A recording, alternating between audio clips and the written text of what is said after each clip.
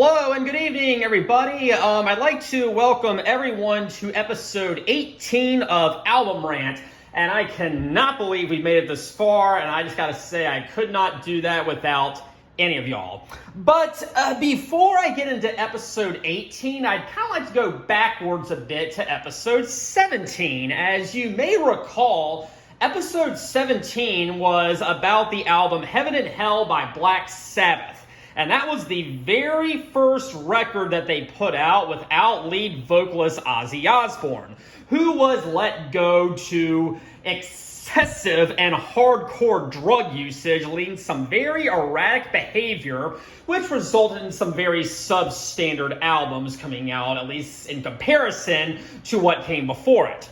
So I talked about Heaven and Hell last week, and about how it's the very first Black Sabbath record with Ronnie James Dio, but tonight I thought it might be a good idea to kind of take a look at what Ozzy Osbourne was doing at exactly the same time.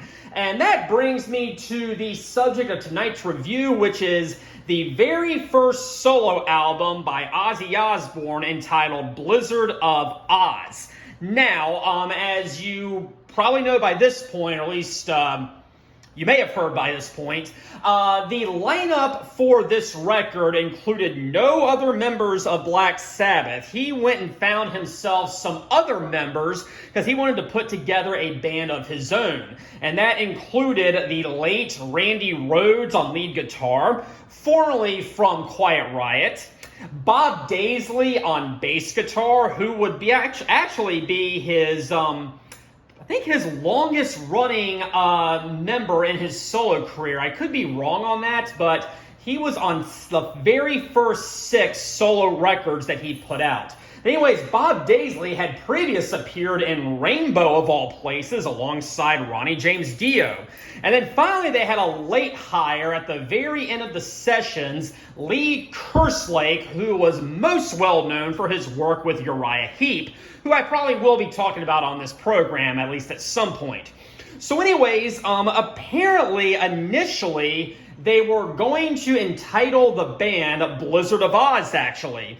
But something kind of changed in the translation. I'm not too sure, but somewhere along the line, the band became not an actual band, but a solo career for Ozzy Osbourne, who was definitely, by far at this point, the most well-known member of the band.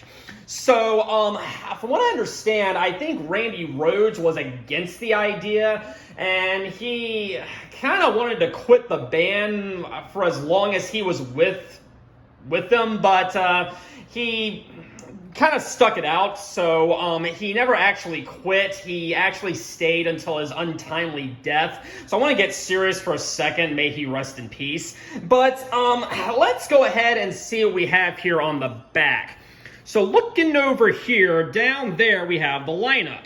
We have Ozzy Osbourne on lead vocals, Randy Rhoads on lead guitar, Bob Daisley on bass guitar, and then Lee Kerslake, as I just said, on drums. So let's go ahead and see what we have here on the track list. And actually, the very first time I ever heard this record, or actually, it wasn't on record, it was on CD, actually.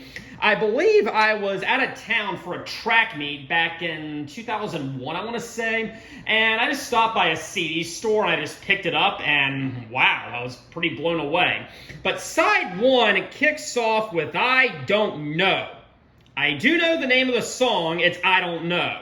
I'm not saying I don't know the name of the song. I'm saying the name of the song is I Don't Know. Now we got that out of the way. It starts out when it starts out, you can kind of feel it building up for a second. You can, I think it's, I'm not quite sure what that instrument is at the very beginning, but it kind of builds up for the first couple of seconds, and boy, after that, Randy Rhoads comes in with some very explosive guitar work, and it just keeps kicking and kicking and kicking all throughout. I absolutely do love I Don't Know. It's got kind of a soft section in the middle where he says, it's up to you, it's up to you. No, it's not how you play the game, it's if you win or lose. And it's a very, very good midsection because quite shortly after that, it starts kicking back up again, and it finishes very, very strong.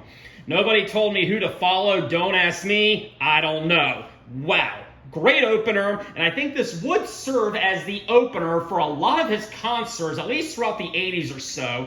I'm not sure if he still kicks it off with this one, but it's definitely a great opener, and I have no complaints whatsoever. Then we have Crazy Train.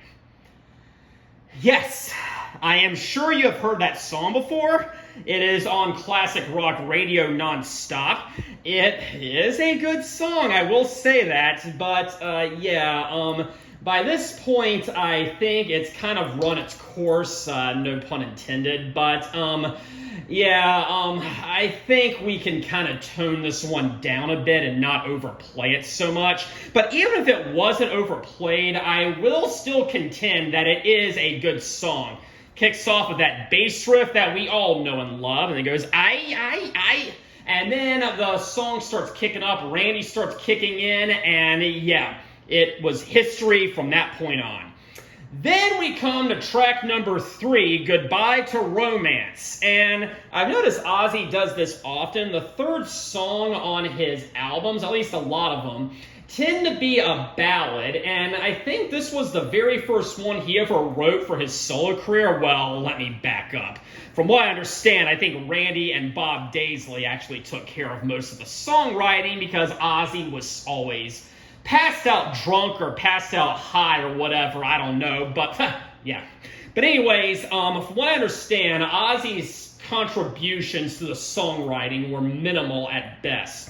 But anyways, officially, he did write this song, and it's kind of an ode to his departure from Black Sabbath and how he's looking forward and he's moving on and he's progressing to the next stage of his life, which would be his solo career. We come to D. It's a nice, soft, very short instrumental. Of course, just purely played by the great Randy Rhoads, and it's not much there, not much to it. But then it kicks right back up with Suicide Solution. And this one's a little bit slow, a little bit more brooding.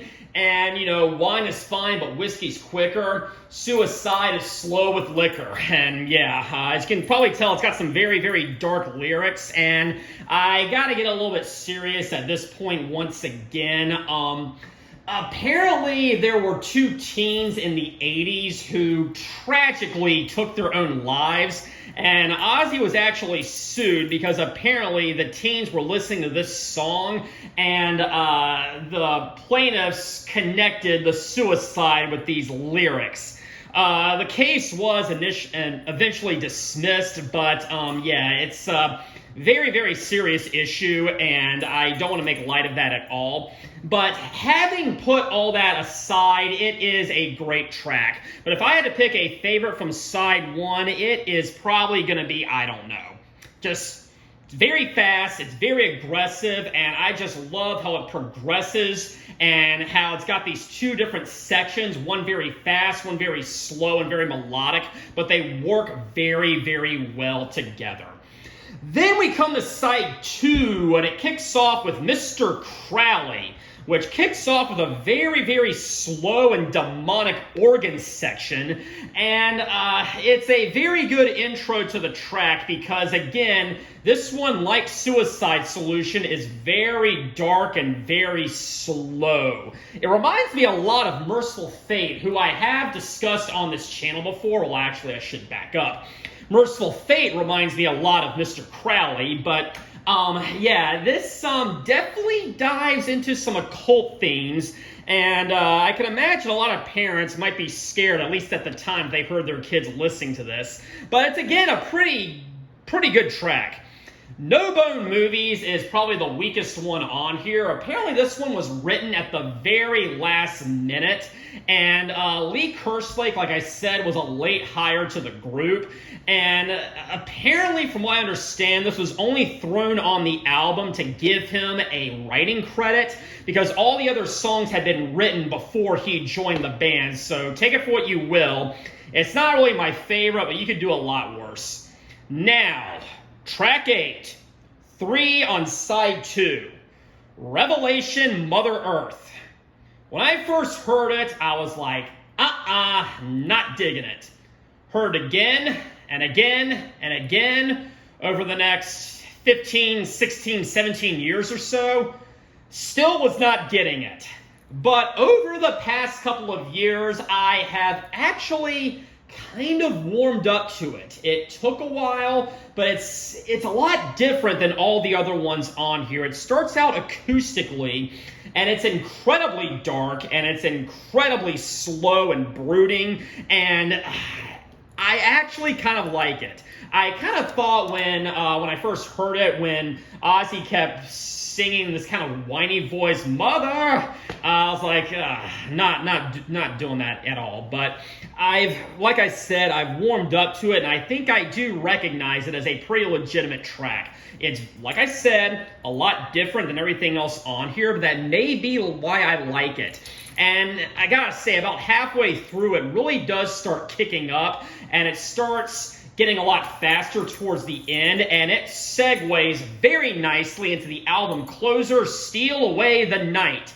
And this is a more traditional heavy metal song. It's a lot like the more well-known songs on this album. It's a lot very, very fast, and it definitely showcases Randy's abilities very, very well.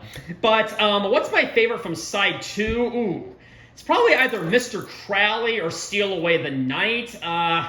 Ask me on any day, and I might change my opinion, but having said that, my favorite from the entire album is definitely "I Don't Know," and I did not really have to think about that one. I used to really love "Crazy Train," but after the 15 billionth time I heard it, I started to get a little bit tired of it. Now, that was the album. Is this really a complete picture? That is the question I'm going to ponder for the next minute or so. And the answer is no. There's actually something else you need to get. Something that is on a lot of the CD reissues of this album, but is not on the record. And it's this. Now, what is this? This right here is the Crazy Train the Crazy Train single, sorry. Now, what a single is before an album comes out, oftentimes the artist will pick a song that he thinks is going to be a big hit, and they'll release it as a single. It's a very, very cheap, very, very short record, and on the first side, you just have the song that they're promoting, and in this case, it's Crazy Train. It is edited. And I assume that they played that edited version on radio just so it wouldn't go on for too long. I think like a minute or so is taken out, but whatever. It's a decent edit, but just stick with the original. But this is why this single is worth it.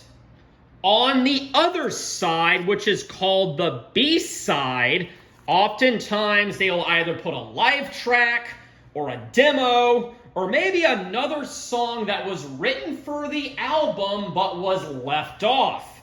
And you can see the song that is on the B-side is entitled "You Looking at Me, Looking at You."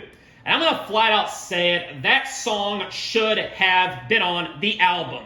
I love it. Take off No Bone Movies. It's fine. That song's pretty disposable. "You Looking at Me, Looking at You" is a far, far better song, and I absolutely do stand by that. It's, again, very fast-paced. Maybe not as fast-paced as "Steal Away the Night," but it's got a great rhythm to it. Randy interjects many times with these really needle-like guitar solos, and it's just an absolute killer.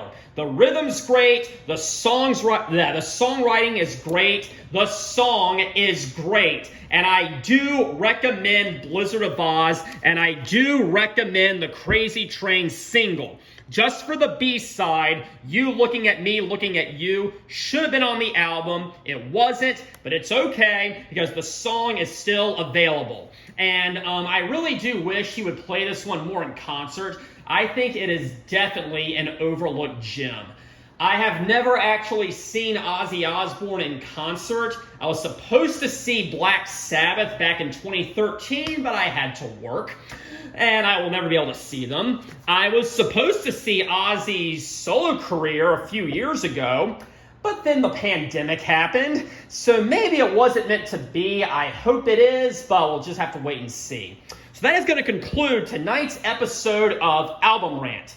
Next time, I want to take a look at the Blade Runner of album records, but until then, have a very pleasant evening.